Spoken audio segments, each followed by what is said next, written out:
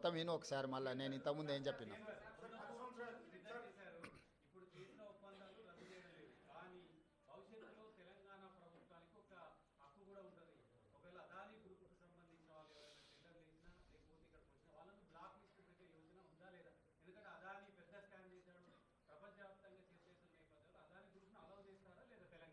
ఇప్పుడు అదానీ గ్రూపు టెండర్లు వేస్తాడా వేయడా అనే విషయమే తేలనప్పుడు వాటి మీద ఎలాంటి చర్యలు తీసుకుంటామనే చర్చ ఎందుకు వస్తుంది?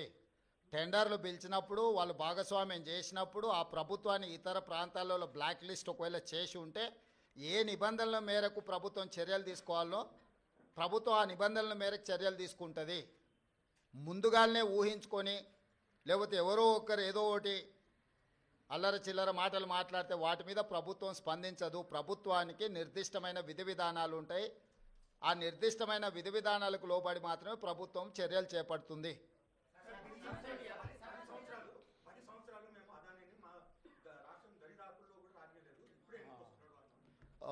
ఆ లిస్టు కాగితం ఇక్కడ తీసుకో ఎన్ని ఇట్లా ఇటు.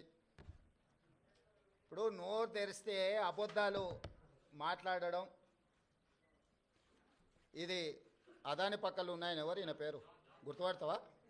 ఏం పేరు ఈయన పేరు? మరి ఈయన చంద్రశేఖరరావు. ఆయన వంగి వంగి నమస్కారం పెడుతున్నాయి. అప్పుడు ఆయన వంగినా ఇట్లా ఇంతగా వంగినా? అదేవిధంగా ఆయన ఇచ్చిన వర్కులు కొన్ని నేను లిస్టు చదివి చెప్పిస్తా. KCR invites Adani to set up a power plants in TS.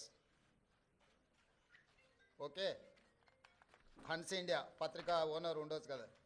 Business baron Adani meets to KCR, Times of India. ఇగో ఈ బుద్ధిమంతుడు ప్రబుద్ధుడు అదాని సంఖలో దూరిండు. ఈ సిగ్గులేనోడు అదాని గురించి నా గురించి మాట్లాడతాడు. అట్లనే ఒక లిస్ట్ ఉంటుంది కదా, వేరే పేపర్ ఇంత ఉందా, 12-13 లిస్టు ఉంటుంది చూడు ఒకటి. నేను ఆ లిస్టు చదివి వినిపిస్తాను నీకు. ఎన్ని ఇచ్చిండ్రో వాళ్ళు, ఎన్ని నేషనల్ హైవేస్ ఇచ్చిర్రు, ఎన్ని డేటా సెంటర్లు ఇచ్చిండ్రు. ఒకవేళ సిద్ధంగా ఉన్నాడు ఆయన ఇచ్చిన అన్నిటి మీద విచారణకు, మళ్ళీ విచారణ ఏంగానే చూసిరా నా మీద కేసులు పెడుతురని ఒకలా ఏడుపులు ఏడుస్తుంటాడు. పెట్టూరి జైలు పోతానే ఆయన్నే అంటాడు.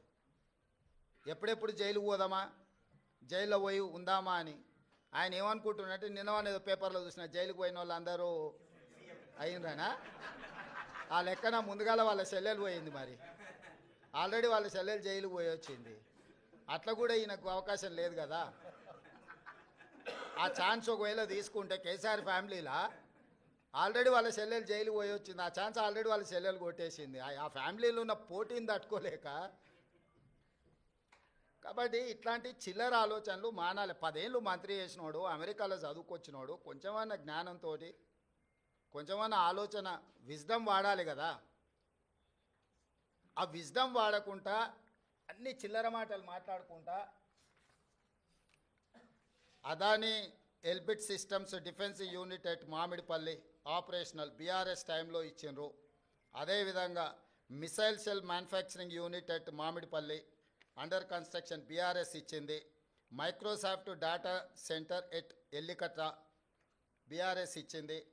అదేవిధంగా 3 national highway projects, Khammam to Suryapet national highway, Mancherial to Repallewada national highway, Khammam to Kodad national highway BRS ఇచ్చింది.